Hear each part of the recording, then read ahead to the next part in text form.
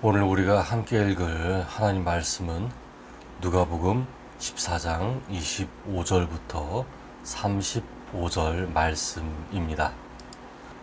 수많은 무리가 함께 갈새 예수께서 돌이키사 이르시되 물은 내게 오는 자가 자기 부모와 처자와 형제와 자매와 더욱이 자기 목숨까지 미워하지 아니하면 능히 내 제자가 되지 못하고 누구든지 자기 십자가를 지고 나를 따르지 않는 자도 능히 내 제자가 되지 못하리라.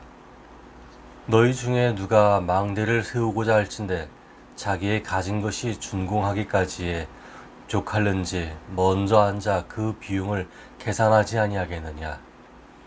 그렇게 아니하여 그 기초만 쌓고 능히 이루지 못하면 보는 자가 다 비웃어 이르되 이 사람이 공사를 시작하고 능히 이루지 못하였다 하리라. 또 어떤 임금이 다른 임금과 싸우러 갈 때 먼저 앉아 1만 명으로서 저 2만 명을 거느리고 오는 자를 대적할 수 있을까 헤아리지 아니하겠느냐. 만일 못할 터이면 그가 아직 멀리 있을 때 사신을 보내어 화친을 청할지니라. 이와 같이 너희 중에 누구든지 자기의 모든 소유를 버리지 아니하면 능히 내 제자가 되지 못하리라. 소금이 좋은 것이나 소금도 만일 그 맛을 잃으면 무엇으로 짜게 하리요. 땅에도 거름에도 쓸데없어 내버리느니라. 들을 귀가 있는 자는 들을지어다 하시니라. 아멘.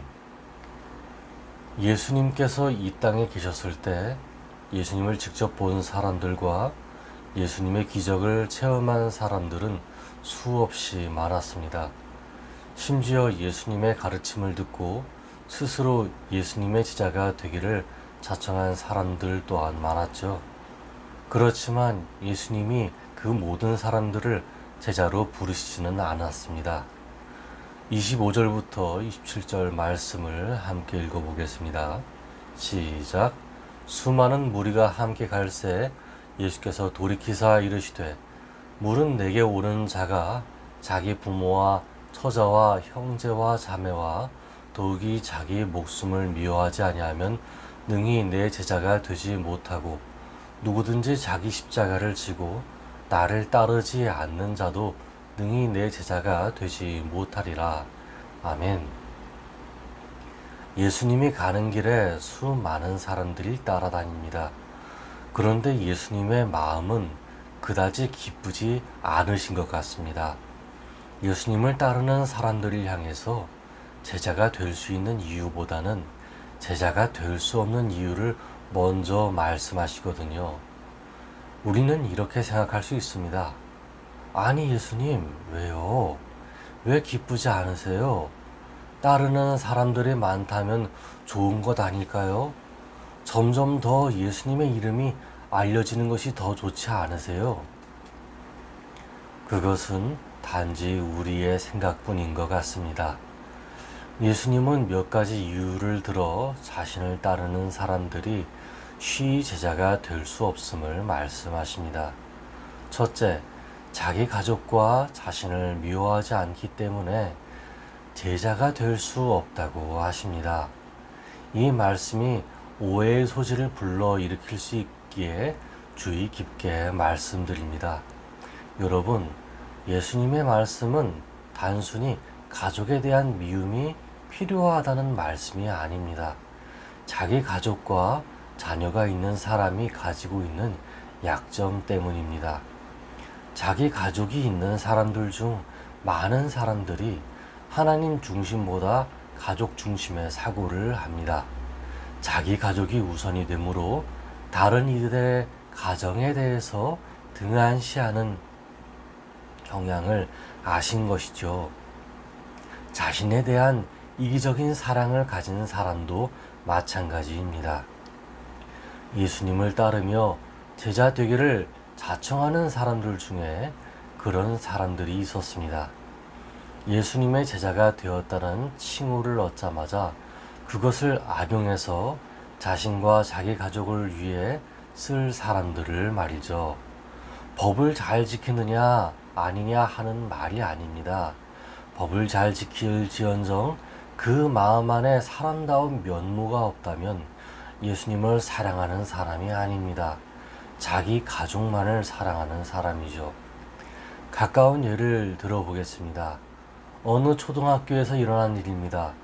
몇몇 권세 있는 학부모들이 자기 자녀를 위해 악행을 선택했습니다. 이 사람이 법을 어긴 것은 아닙니다. 형법을 어긴 것은 아니죠.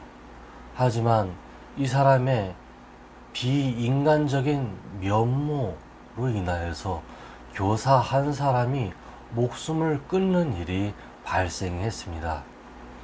안타까운 일이 아닐 수 없습니다. 여러분, 기독교인이 예수님보다 자기 가족을 더 사랑하면 이와 같은 일들이 일어납니다. 하나님의 뜻보다는 자기 가족에 대한 이익을 우선하는 일이 발생하는 것이죠. 예수님은 이러한 이들이 능히 예수님의 제자가 될 수 없다고 하십니다. 이어 예수님의 제자가 될 수 없는 두 번째를 봅시다. 둘째, 자기 십자가를 지고 예수님을 따르지 않기 때문에 제자가 될 수 없다고 하십니다. 사실 이 말씀은 듣는 사람들에게 썩 기분 좋은 말이 아니었습니다. 예수님 당시에 내 십자가를 져라 하는 말은 상당히 저주스러운 말이었습니다. 오늘날처럼 사람의 의무를 권고하는 말이 아니었단 말이에요.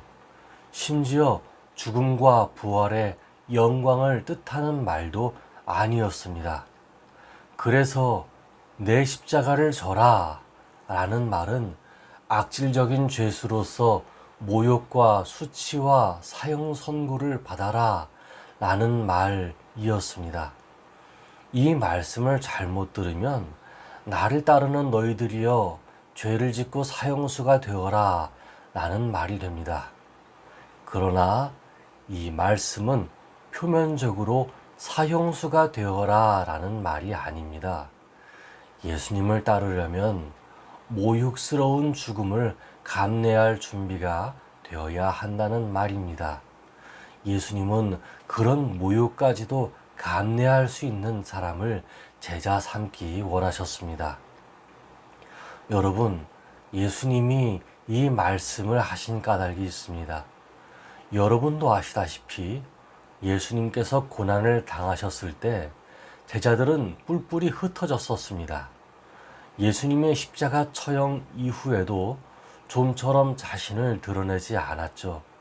그러나 부활의 예수님을 만난 제자들은 다시금 예수님의 말씀에 귀를 기울입니다. 그리고 성령을 받고 죽음을 각오하기까지 복음을 전파하죠. 아니, 어떻게 그럴 수 있죠? 예수님이 죽으신 이후에 어떻게 마음을 돌이켜서 다시 예수님을 따를 수 있죠? 그것은 제자들의 마음이 두려움에 집중되어 있기보다 예수님에 집중되어 있었기 때문입니다. 사람이 두려움에 집중되면 예수님이 부활하신 것과 상관없이 예수님을 떠납니다. 성령을 받으라고 하시는 말씀도 지키지 않게 되죠. 예수님은 앞으로 자신이 어떠한 죽음을 맞게 되실지 아셨습니다. 그러니 가벼운 마음으로 예수님을 따르는 사람들이 어떻게 떠나게 될지 이미 예상하셨죠. 예수님이 다시 부르실 때 응답하는 제자가 예수님의 참 제자가 되기 때문입니다. 여러분은 부실공사를 매우 싫어하시죠? 네, 저도 부실공사를 싫어합니다. 심지어 건축을 하다가 비용이 없어서 도중에 멈춰버린 공사 현장도 싫어합니다. 건축 비용을 충분히 계산하지 못한 채 멈춰버린 것이지요. 흉물도 그런 흉물이 없어요. 예수님께서는 자신의 제자가 되는 것은 마치 완공되기까지 중단하지 않는 건축과 같다고 말씀하십니다. 28절부터 30절까지 함께 읽어보겠습니다. 시작. 너희 중에 누가 망대를 세우고자 할진대 자기의 가진 것이 준공하기까지에 족할는지 먼저 앉아 그 비용을 계산하지 아니하겠느냐. 그렇게 아니하여 그 기초만 쌓고 능히 이루지 못하면 보는 자가 다 비웃어 이르되 이 사람이 공사를 시작하고 능히 이루지 못하였다 하리라. 아멘. 이같이 예수님의 제자가 된다면 중도에 포기하지 말 것을 말씀하십니다. 이어 31절부터 32절을 함께 읽어보겠습니다. 시작. 또 어떤 임금이 다른 임금과 싸우러 갈 때에 먼저 앉아 1만 명으로서 저 2만 명을 거느리고 오는 자를 대적할 수 있을까? 헤아리지 아니하겠느냐? 만일 못할 터이면 그가 아직 멀리 있을 때에 사신을 보내어 화친을 청할지니라. 아멘. 이 또한 마찬가지로 중도 포기를 우려하시는 말씀이죠.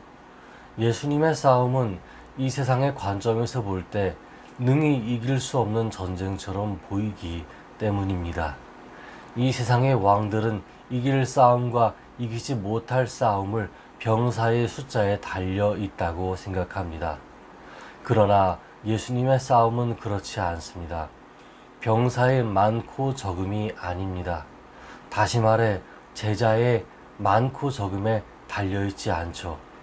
하나님께 속한 싸움이므로 반드시 이기는 싸움입니다. 그러나 따르는 사람들의 많고 적음에 휘둘리는 사람은 예수님을 떠나겠죠.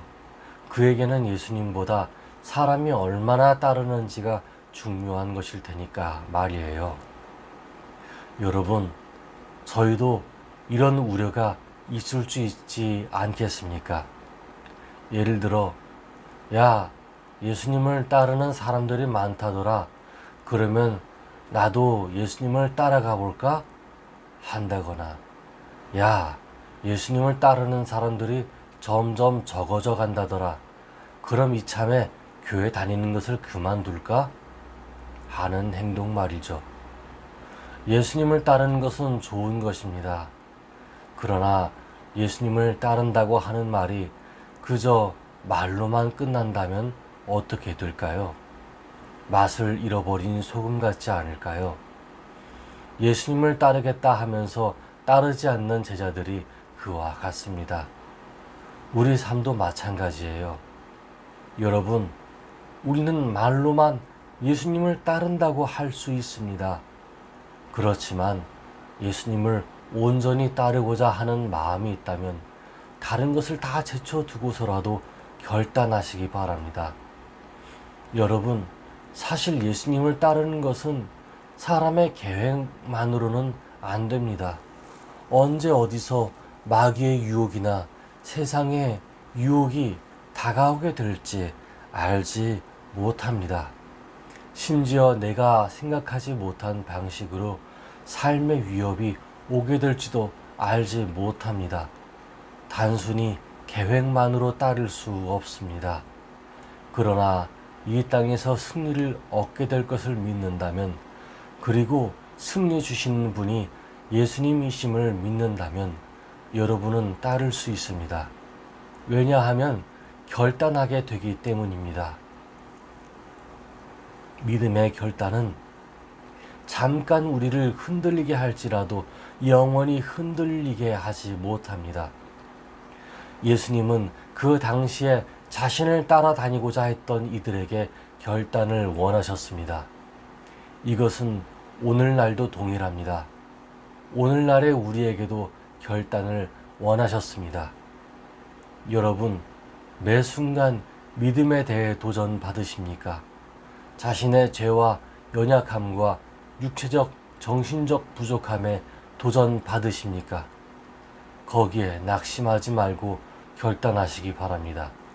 결단은 예수님을 다시 의지하게 합니다. 시험이 오나 유혹이 오나 다시 일어서게 하는 힘이 됩니다. 결단하시는 여러분에게 하나님은 함께 하십니다. 매일 새 힘을 주시며 영광의 길로 인도하실 것입니다. 요즘 들어 선을 행하기에 벅차고 암울한 시대를 보내고 있습니다. 권세자들이 선량한 사람을 핍박하는 것을 보는 시대에 살고 있습니다. 그러나 여러분, 하나님은 쉬지 않고 일하십니다. 이 땅의 회복을 위해 일하는 저와 여러분을 통해서 쉬지 않고 일하고 계십니다. 결국엔 하나님의 통치가 이 땅에 이루어지는 모습을 보여주시고야 말 것입니다. 여러분, 예수님의 제자가 되기로 작정하셨습니까? 그렇다면 그 결단을 하나님께 맡기고 오늘도 희망을 가지고 살아가시기를 바랍니다. 함께 기도하겠습니다. 하나님 감사합니다. 오늘날 우리에게 말씀을 주셨습니다. 하나님, 오늘 우리가 새롭게 결단하기 원합니다. 결단하는 삶 살기 원합니다. 하나님, 이 땅에 살아갈 때 우리가 결단하지 못하게 하는 것들이 있습니다.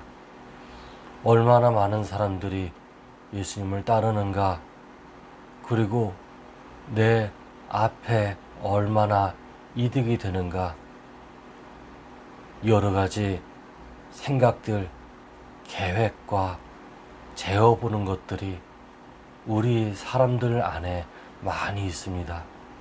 그래서 쉬이 결단하지 못하고 따를까 말까, 예수님을 섬길까 섬기지 말까 고민하고 있습니다. 하나님, 이제는 우리가 하나님 안에서 결단하기 원합니다. 우리가 결단할 때 우리에게 이길 힘을 주시며 능히 이 땅을 버티어 나갈 수 있는 힘을 주실 줄 믿습니다. 우리의 연약함을 싸매어 주시옵시고 우리가 결단하고자 하는 이 순간서부터 영원까지 하나님의 사랑을 체험하며 살 수 있게 허락하여 주시옵소서. 예수 그리스도 이름으로 기도드렸습니다. 아멘.